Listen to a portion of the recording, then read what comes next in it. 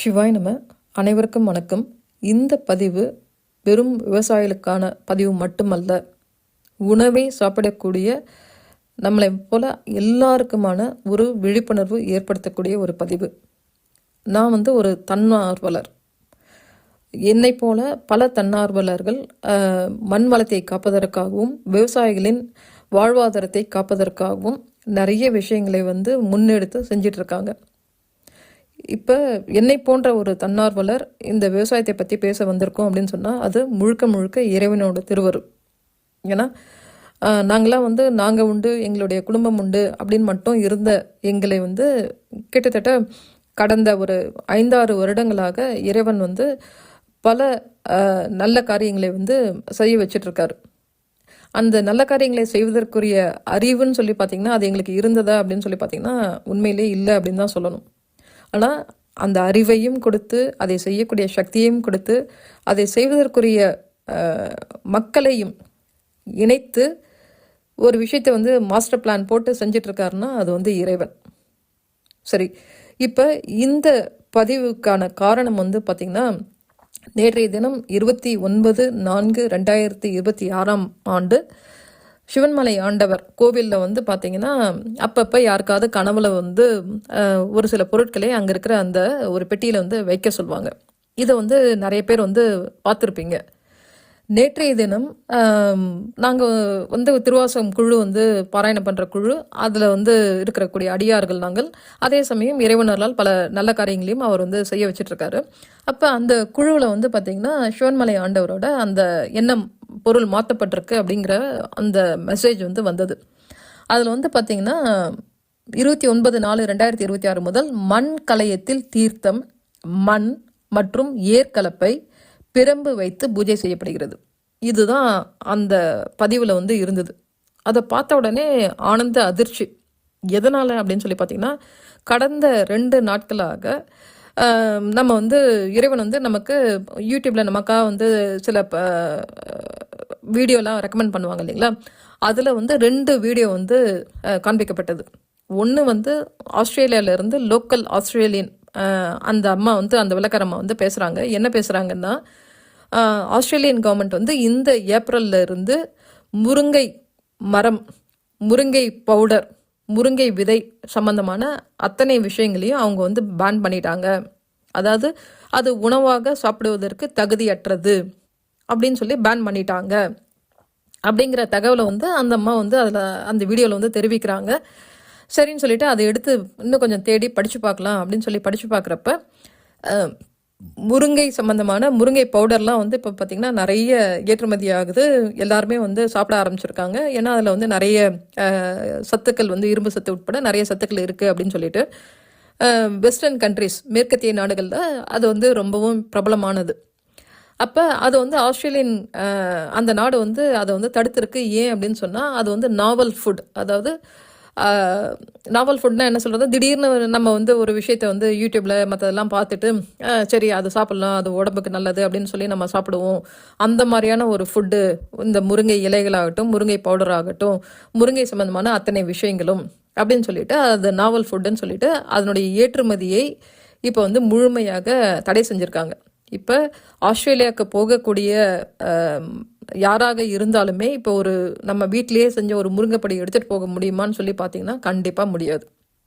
சரி, இதை மட்டும்தான் அவங்க பேன் பண்ணியிருக்காங்களான்னு சொல்லி வேறு என்னெல்லாம் பேன் பண்ணியிருக்காங்கன்னு சொல்லி பார்க்குறப்ப இதே பேன் பார்த்திங்கன்னா அதாவது தடுக்கப்பட்ட விஷயங்கள் என்னெல்லாம் இருக்குன்னு சொல்லி பார்த்தீங்கன்னா நம்மளுடைய வேப்பிலை, நம்மளுடைய கருவேப்பிலை, இது போன்ற விஷயங்களுக்கும் ஆஸ்திரேலியாவில் கடுமையான விதிமுறைகள் இருக்குது. நம்ம ஒரு கருவேப்பிலை பவுடரை எடுத்துகிட்டு போகிறதோ இல்லை காஞ்ச லீவ்ஸ் எடுத்துகிட்டு போகிறதோ, காஞ்சதே எடுத்துகிட்டு போக முடியாதுன்னா அப்போனா நம்ம பார்த்திங்கன்னா கருவேப்பிலையை ஃப்ரெஷ்ஷாகவோ இல்லைனா வேப்பிலையை ஃப்ரெஷ்ஷாகவோ கண்டிப்பாக ஆஸ்திரேலியா போகிறப்ப எடுத்துகிட்டே போக முடியாது. காஞ்ச பவுடரையே நீங்கள் எடுத்துகிட்டு போகிறதுக்கு அவங்க பல்வேறு விதமான கடுமையான விதிமுறைகள் இருக்குது. அதையும் தாண்டி எடுத்துகிட்டு போனால் வீசாவிலேயே அவங்க என்ன சொல்கிறது, அவங்க ரத்து செய்யக்கூடிய ஒரு ஆபத்தும் அங்கே இருக்கிறது. சரி, இதுக்கு எல்லாம் காரணம் என்ன அப்படின்னு சொல்லி பார்க்குறப்ப, அவங்க வந்து சொல்லக்கூடிய காரணம் வந்து நான் ஏற்கனவே சொன்னபடி முருங்கை மரத்தோட இலைகள்னால வந்து அவங்களுக்கு வந்து அது வந்து ஒரு நல்லது செய்யக்கூடிய, அது வந்து சத்தான ஒரு விஷயமும், அது உடலுக்கு நல்லது செய்யக்கூடிய விஷயம் அப்படிங்கிறத வந்து அவங்க வந்து நம்பலை. அப்படிங்கிறது மட்டும் இல்லாமல் ஆஸ்திரேலியா வந்து பார்த்திங்கன்னா அவங்களோட அக்ரிகல்ச்சரை வந்து, அதாவது விவசாயத்தை அவங்க வந்து ப்ரொடெக்ட் பண்ணுறாங்க, காப்பாற்றுறாங்க. என்னன்னு சொன்னால் வேற எந்த விதமான பூச்சியும் வந்துடக்கூடாது. ஒரு இலை வழியாகவோ ஒரு சின்ன முட்டை போயிட்டா கூட நாளைக்கு வந்து அது இன்வேட்னா அந்த பூச்சிகள் வந்து அங்கே போய் நிறைய என்ன சொல்கிறது, ஒரு தாக்கத்தை வந்து ஏற்படுத்தும், அதை வந்து அழிக்க முடியாது போயிடும் அப்படின்னு சொல்லி பயப்படுறதுனால தான் அவங்க வந்து இந்த நம்மளுடைய வேப்பிலையாக இருக்கட்டும், இல்லை கருவேப்பிலையாக இருக்கட்டும், இல்லை முருங்கையாக இருக்கட்டும், இதெல்லாம் வந்து தடை செய்யறதா அவங்க வந்து சொல்லியிருக்காங்க. சரிங்களா?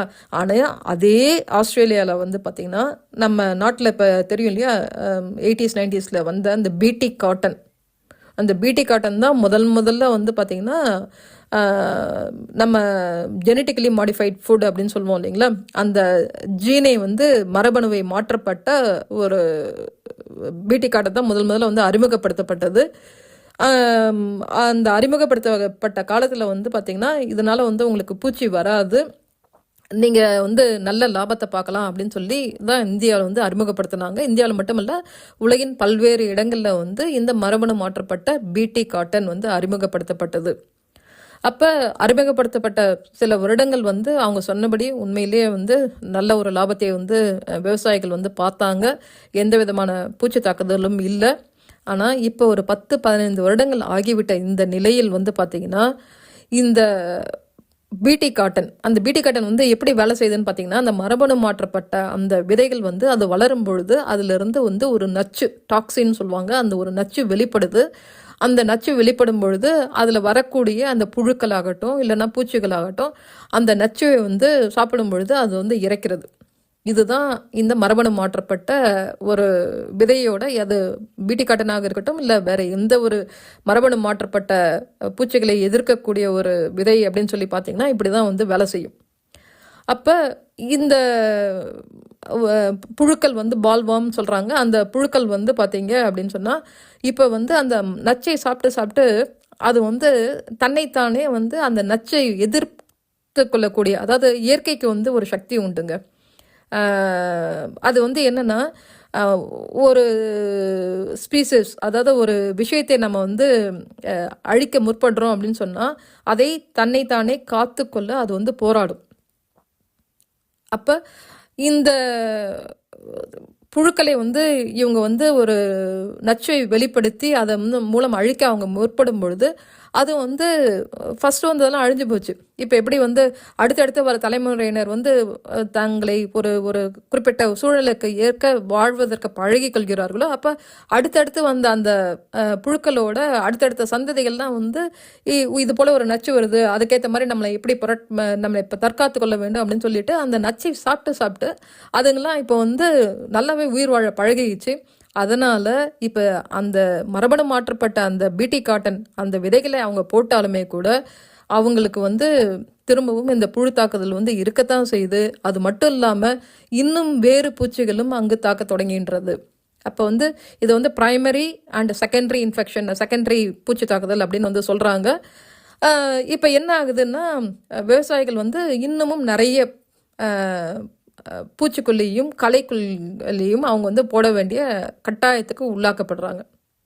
இப்போ இந்த பூச்சிக்கொல்லிகள் களைக்கொல்லிகள் போடுறதால என்ன நடக்குது அப்படிங்கிறத நம்ம வந்து பார்த்தோம்னா, யூரியாவை வந்து ஒரு எக்ஸாம்பிளாக எடுத்துக்கலாம். யூரியாவில் வந்து 46% நைட்ரஜன் இருக்குது.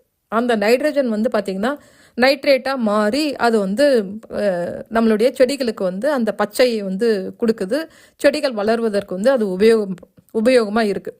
சரிங்களா? இப்போ இந்த நைட்ரேட் வந்து பார்த்திங்கன்னா நம்ம சாப்பிடக்கூடிய அந்த காய்கறிகளாக இருக்கட்டும், கீரை வகைகளாக இருக்கட்டும், நைட்ரேட்டோட ரெசிடியூன்னு சொல்லுவாங்க. அதை வந்து தமிழில் சொல்லணும்னா நம்ம ஒரு விஷயத்தை போட்டால் ஒரு எப்படி சொல்கிறது, ஒரு விஷயத்தோட ஒரு கடைசி சில துளிகள் வந்து பார்த்திங்கன்னா அந்த அந்த இலைகளில் வந்து தங்கி இருக்கும். நம்ம எதை உபயோகப்படுத்தணுமோ, இப்போ அதாவது மாட்டுக்கு வந்து நம்ம வந்து என்ன ஒரு சாப்பிட கொடுக்குறோமோ அதுக்கேற்ற ஸ்மெல் வந்து நம்மளுடைய மாட்டோட அந்த பாலில் வந்து இருக்கும் அப்படின்னு வந்து சொல்லுவாங்க. அப்போ மாடு என்னமோ சாப்பிட்டுட்டு அதுக்கு ரத்தத்துக்குள்ளே போயிட்டு அந்த பாலாக வந்து நமக்கு கறக்கும் பொழுது அதனோட அந்த ஸ்மெல் வந்து இன்னமும் அந்த பாலில் வந்து இருக்குது அப்படிங்கிற பட்சத்தில் அதனோட ரெசிடியூ அப்படின்னு வந்து சொல்லுவாங்க, அதனோட தாக்கம். அப்போ அதே தாக்கம் இந்த நைட்ரேட்டோட தாக்கம் வந்து அதனுடைய கழிவுகளான்னு சொல்லலாம், இல்லை அதனுடைய பதிவுகளாக இருக்கட்டும், நம்மளோட சாப்பிடக்கூடிய நம்மளோட உணவுகளில், அது காய்கறியாக இருக்கட்டும், பழங்களாக இருக்கட்டும், கீரைகளாக இருக்கட்டும், அதில் வந்து நிறைய வந்து இருக்குது.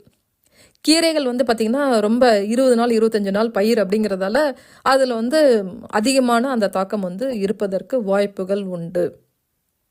அப்போ இந்த கெமிக்கல் ரசாயன உரங்கள் வந்து நம்ம போடும் பொழுது அதனுடைய தாக்கம் வந்து நம்ம சாப்பிடக்கூடிய இந்த உணவுகளில் இருக்குது அப்படின்றத நம்ம வந்து பார்க்குறோம். இதில் வந்து மன்னிக்கணும், இவங்க வந்து பூச்சிக்கொல்லி, இப்போ அந்த பூச்சி வராதுன்னு முதல்ல நினச்சாங்க, இப்போ பூச்சி வருது. அப்போ அந்த பூச்சிக்கொல்லியும் அதோட கூட களைக்கொல்லியும் இவங்க போடும் பொழுது அப்போ அதனுடைய தாக்கம் வந்து உணவுகளிலும் இருக்கிறது. அப்போ உணவில் இருக்கும் பொழுது மண்ணில் இல்லாமல் இருக்குமா? அப்போ மண் என்ன ஆகுது அப்படின்னு சொல்லி பார்த்தீங்கன்னா, மண் வந்து வேதிவினை புரிந்து, இவங்க போடுறதெல்லாம் கெமிக்கல் இல்லையா, அது மண்ணோட தண்ணியோட கலக்கும் பொழுது வேதிவினை புரிந்து அதில் வந்து பலவிதமான உப்புக்களாக மாறுகிறது. நம்ம தமிழில் வந்து ஒரு பழமொழி உண்டுங்க, நம்ம தமிழ் சொல்லாத எதுவுமே இல்லை. அதில் ரொம்ப ஆச்சரியமான விஷயம், இப்போ நம்ம தமிழை எடுத்துட்டிங்கன்னா, பல்லுயிர் ஓம்புதல், எல்லா உயிரும் இன்புற்று வாழ்க, யாதும் ஊரே யாவரும் கேளீர். அப்போ நம்ம வந்து எல்லாரையும் அரவணைச்சு எடுத்துகிட்டு போகணும் அப்படிங்கிறது நம்ம தமிழ் வந்து சொல்லுது. நம்மளுடைய எண்ணங்கள் ஏன்னா நம்மளுடைய எண்ணங்கள் வந்து நம்ம முன்னோர்களுடைய எண்ணங்கள் வந்து மிக உயர்ந்த எண்ணங்களாக இருக்குது. ஆனால் இப்போ நம்ம பார்க்குறோம், இன்றைய நிலையில் வந்து அமெரிக்காவை வந்து பார்க்கும் பொழுது அவருடைய எண்ணங்கள் வந்து என்னவா இருக்குது, அடுத்த நாட்டை போய் கொள்ளையடிக்கணும், காசுக்காக எதை வேணாலும் அவங்க வந்து பண்ண தயாராக இருக்காங்க அப்படிங்கிறதெல்லாம் வந்து நம்ம கண்கூடாவே வந்து இன்றைய நிலையில் வந்து நம்ம வந்து பார்த்துட்ருக்கோம். ஆனால் நம்மளுடைய தமிழ் சார்ந்த அந்த முன்னோர்களுடைய எண்ணங்கள் வந்து எல்லா உயிரையும் அரவணைச்சு போகணும். அப்போ நம்ம அப்படி நினைக்கிறோம். அமெரிக்கா போன்ற நாடுகள் வந்து, மேற்கத்திய நாடுகள் வந்து என்ன ஆகுதுன்னா, நான் வாழணும்ப்பா, நான் எனக்கு எந்த உயிரை அழிச்சாலும் எனக்கு கவலை இல்லை, அதனால தான் வந்து அவன் ஜிஎம் மரபணு மாடிஃபை மரபணு மாற்றிய அந்த ஒரு உணவை வந்து அவன் வந்து அவனுக்கு அப்படி தோணுது. அவனுடைய எண்ணத்தில் வந்து அந்த மாதிரி நான் அந்த அந்த பூச்சியை நான் வந்து அந்த வேரோடு நான் அழித்து விட்டு நான் வந்து உயிர் வாழ்கிறேன். இந்த ஒவ்வொரு உயிரும் இந்த பிரபஞ்சத்தில் வந்து ஒரு காரணத்துக்காக உருவாக்கப்பட்டது. அதை நம்ம விரட்டலாமே தவிர அதை வந்து அந்த அந்த வம்சத்தையே நான் அடியோடு அழிப்பேன் அப்படின்னு சொல்லி கங்கணம் கட்டிக்கிட்டு இந்த மேற்கத்திய நாடுகள் வந்து இறங்குது. ஆனால் இங்கே அந்த இயற்கை வந்து என்ன பண்ணுதுன்னா, நீ இப்படி பண்ணியா, உனக்கு அதுக்கு விட நான் அதிக வீரியமுள்ள நான் இன்னொரு பூச்சியே இல்லை அதே பூச்சி வம்சத்தையே நான் உருவாக்குவேன் அப்படின்னு சொல்லிட்டு இயற்கையும் கங்கணம் கட்டிக்கிட்டு இவங்களுக்கு ஆப்போசிட்டாக வந்து இவங்க செய்கிற ஒவ்வொரு வினைக்கும் எதிர்வினையே இயற்கை கொடுக்கிறது. அப்போ இந்த அமெரிக்கா போன்ற நாடுகள் வந்து இந்த பிடி போன்ற மரபணு மாற்றப்பட்ட விதையும் கொடுத்து, உங்களுக்கு நான் இதை மட்டும் கொடுக்கல, உங்களுக்கு இதை திரும்பியும் உங்களுக்கு வராமல் இருக்கு, அதுக்காக வந்து நான் வந்து ஒரு களைக்கொல்லியும் நான் உங்களுக்கு கொடுக்குறேன், அதோட கூட ரசாயன உரத்தையும் நான் கொடுக்குறேன். எப்படி எல்லாமே நமக்கு என்ன, எல்லாத்தையும் இலவசமாக கொடுக்குறாங்க, எல்லாத்தையுமே நமக்கு காசு. இப்போ இந்த பிடி காட்டன் உபயோகப்படுத்தின விதைகள் வந்து பார்த்திங்கன்னா திருப்பியும் அவங்கக்கிட்டே இருக்கிற விதைகளை வச்சு அவங்க உபயோகப்படுத்த முடியாது, திருப்பியும் அந்த கம்பெனிக்கிட்ட காசு கொடுத்து தான் வாங்கணும். அப்போ ஒவ்வொரு முறையும் அவங்ககிட்ட வந்து நம்ம தொடர்ந்து அந்த விதைகள் அவங்க கொடுக்கலன்னா நம்ம நம்ம அதை உபயோகப்படுத்த முடியாது. இதே வந்து ஒரு கற்பனை பண்ணி பாருங்க, அவங்க தான் எல்லா விதைகளையும் வந்து வச்சுருக்காங்க, நம்ம வந்து அவங்ககிட்ட கேட்டு தான் அந்த விதைகளை நம்ம வாங்கணும், அவங்க விதைகள் கொடுக்காம நம்ம விதைக்கவே முடியாது அப்படிங்கிற ஒரு காலகட்டம் வந்தால் நம்ம என்ன ஆகும்ன்றது யோசிச்சு பாருங்க. இதுலேயும் நம்மளுடைய முன்னோர்களை நாம் இங்கு நினைத்து பார்த்து மிகுந்த நன்றியோடு, அந்த எண்ணங்களுக்கு எப்பேற்பட்ட அற்புதமான நன்மை புரியும் எண்ணங்கள். நம்மளோட ஒவ்வொரு கோவில் கலசங்களிலும் நாம் விதைகளை வைத்திருக்கிறோம். எது இந்த மாதிரி ஜிஎம் மாடிஃபைட் விதையோ ஹைபிரிட் விதையோ கிடையாதுங்க. அதெல்லாம் போட்டால் திருப்பியும் வராது. ஒருவேளை ஏதாவது ஒரு இயற்கை சூழலின் காரணமாக நமக்கு வந்து ஒரு விதைகளே இல்லை அப்படின்னு சொன்னால், ஒவ்வொரு கோவில் கும்பாபிஷேகம் செய்யும் பொழுது அந்த மேலே வந்து கலசங்களில் அந்த விதைகள் வந்து பாதுகாக்கப்படுகிறது. அதில் போடப்பட்ட விதைகள் வந்து 12 வருஷம்னு சொன்னாலும் 20 வருஷம் 25 வருஷங்கள் ஆனாலும் அழியாமல் கெட்டு போகாமல் மிக நன்றாக இருக்கிறது. அப்போ நம்முடைய முன்னோர்கள் நீ பின்னாண்ட வரவனுக்கும் கஷ்டம் வந்துடக்கூடாது, அப்படி ஒரு கஷ்டம் வந்தால் அதில் அவங்கள பாதுகாக்கணும்னு சொல்லிட்டு இவ்வளோ பெரிய விஷயங்களை யோசித்து இவங்க செய்கிறாங்க. ஆனால் மேற்கத்திய நாடுகள், நான் வாழணும்ப்பா, நான் யாரை வேணாலும் நான் அடிமைப்படுத்துவேன், நான் எந்த ஒரு உயிரினத்தையும் நான் வந்து கொல்வதற்கு நான் தயாராக இருக்கிறேன், மனிதர்கள் உட்பட. இதை தான் வந்து ட்ரம்ப் வந்து சொன்னார், நான் ஈரானின் வம்சத்தையே அந்த சிவிலைசேஷனே நான் அழிப்பேன் அப்படின்னு சொல்லி அந்த ட்ரம்ப் வந்து அந்த சொல்வதற்கு நம்ம ஒரு ஒரு உயிரை நம்ம கொல்ல போகிறோம் அப்படின்னு சொல்கிற ஒரு வேதனையோ ஒரு வருத்தமோ இல்லாமல் ஒரு முழு சிவிலைசேஷனையே நான் அழிப்பேன், எனக்கு வேண்டியது காசு. அது வந்து அந்த நாட்டில் பல்வேறு இடங்களில் எதிரொலிக்கிறது. இன்னைக்கு அங்கே இருக்கக்கூடிய மிகப்பெரிய பணக்காரர்கள் அவங்க வந்து விளைநிலங்களை, ஏகப்பட்ட விளைநிலங்களை தானே வந்து வாங்கி போட்டிருக்காங்க. இதே போல் ஜிஎம் மாடிஃபைட் மரபணு மாற்றப்பட்ட இந்த விதைகளுக்கும் அதை குறித்த ஆராய்ச்சிகளுக்கும் அவர்கள் வந்து கோடிக்கணக்கில் அவர்கள் வந்து செலவழிக்கிறார்கள். ஏன்னா அந்த கோடிக்கணக்கில் செலவழித்து நம்ம உலகத்தில் இருக்க மற்ற நாடுகளோட மண்ணையும் மனிதர்களையும் சுரண்டுவதற்கான அது ஏற்பாடு. தெரிஞ்சு செய்கிறாங்களா தெரியாமல் செய்கிறாங்களா அந்த கடவுளுக்கு மட்டும்தான் தெரியும். ஆக இப்போ முழுமையாக புரிஞ்சு கொள்வதற்கு ஒரு மரபணு மாற்றப்பட்ட ஒரு விதை வந்து ஒரு நாட்டுக்கு வரும் பொழுது அப்போ அந்த விதைகளை வாங்குவதற்கு நாம் அவர்களையே நம்பி இருக்க வேண்டும். அந்த விதைகள் போட்டு அதற்கப்புறம் அதில் வந்து ஏதாவது பூச்சி வந்ததுன்னா நம்ம போடுற ரசாயன உரம், நம்மக்கிட்ட இருக்கிற உரங்கள் வந்து அதில் சரியாக வருமானு தெரியாது, அவங்கக்கிட்ட தான் அந்த ரசாயன உரம் வாங்கணும். திரும்பவும் அதில் ஏதாவது களைகள் வந்தால் அவங்கக்கிட்ட தான் அந்த களைக்கொல்லி வாங்கணும். திரும்பவும் இதெல்லாம் போட்டு வேற ஒரு பிரச்சனை வந்தால் அந்த பிரச்சனைக்கு திரும்பவும் அவங்களே ஒரு ரசாயன உரம் கொடுப்பாங்க, அவங்களே ஒரு களைக்கொல்லி கொடுப்பாங்க, அவங்களே ஒரு விதை கொடுப்பாங்க. ஆக எல்லாவற்றிற்கும் அவர்களை சார்ந்திருக்கிறோம். இன்னைக்கு வந்து பார்த்திங்கன்னா இங்கே ஈரான் அமெரிக்காவில் நடக்கிற போர்னால இன்று விலை, அதாவது கச்சா எண்ணெய் விலை ஏறிடுச்சு. அதிலிருந்து வரக்கூடிய நமக்கு வந்து சமையல் வாயு, அதுக்கப்புறம் யூரியா, இதெல்லாம் நமக்கு கிடைக்காமவும் போகுது, விலையும் அதிகமாயிடுச்சு. அப்போ அந்த சமையல் வாயு இல்லைன்றப்ப இன்றைக்கி நம்ம ஊரில் வந்து பல உணவகங்கள் வந்து சில உணவகங்கள் வந்து இழுத்து மூடிட்டே போயிட்டாங்க. சில உணவகங்கள் வந்து ஒரு முக்கியமான உணவுகள் மட்டும்தான் எங்களால் தயாரிக்க முடியும், ஏன்னா போதுமான அளவு எரிவாயு இல்லை. அப்போ என்ன ஆகுது, நம்மளுடைய தினப்படி வாழ்க்கை வந்து இங்கே பாதிக்கப்படுகிறது. அப்போ சமையல் எரிவாயு இல்லைன்றதால கொஞ்சம்தான் பாதிக்கப்பட்டது. ஆனால் நாளை விதைகளே இல்லை என்றால் விதைகளுக்கே நாம் அவர்களை தான் நாம் நம்பி இருக்க வேண்டும். என்கிட்ட வந்து நீ காலில் விழுடா அப்படின்னு சொன்னால் நம்ம வேறு வழி இல்லை, காலில் விழுந்து கெஞ்சி கதற தான் வேணும். ஐயோ எனக்கு சாப்பாடு இல்லாமல் நம்ம உயிர் வாழ முடியாது. எப்பேற்பட்ட ஒரு வேதனையான ஒரு விஷயம். நாளை நம்மளுடைய அடுத்த தலைமுறைக்கு நம்ம விட்டு செல்ல போகிறோம் அப்படிங்கிறது ஒவ்வொருவருமே, நம்ம ஒவ்வொரு விவசாயி மட்டுமல்ல, ஒவ்வொருவரும் யோசிக்க வேண்டும். அப்போ நம்முடைய முன்னோர்கள் நாளைக்கு அந்த உங்களுக்கெல்லாம் விதை கிடைக்காம நீங்கள் கஷ்டப்படக்கூடாதுன்னு சொல்லி கோவிலில் கலசத்தில் விதைகளை வைத்து விட்டு போகிறார்கள்.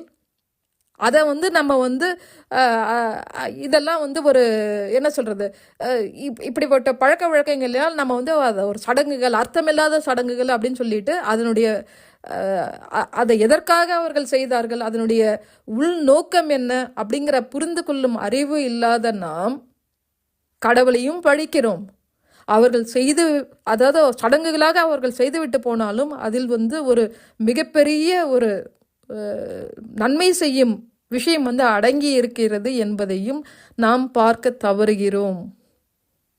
ஆனால் வெளிநாடுகள், மேற்கத்திய நாடுகள் எதை செய்தாலும் அதை அப்படியே நம்ம வந்து பின்பற்ற நம்ம வந்து அப்படியே வேக வேகமாக பின்பற்றுறோம். அதில் இருக்கிற நன்மை என்ன தீமை என்ன அப்படிங்கிறது வந்து நம்ம யோசிக்க கூட இல்லை. சரிங்களா? இது மட்டும் இல்லாமல் இன்னொரு வீடியோ பார்த்தேன்னு சொன்னேன் இல்லைங்களா, இது ரெண்டுமே நானாக தேடி போகலைங்க. அந்த 2 வீடியோவும் என்னை தேடி அந்த யூடியூப்பில் வந்து உங்களுக்கே தெரியும் ரெக்கமெண்டட் வீடியோ அப்படின்னு சொல்லி வந்தது. இந்த வீடியோ வந்து பார்த்திங்கன்னா யூஎஸில் வந்து நம்மளுடைய அமர்நாத் அப்படின்னு சொல்லக்கூடிய ஒரு கீரை வகை. அதில் அமர்நாத்துங்கிறது வந்து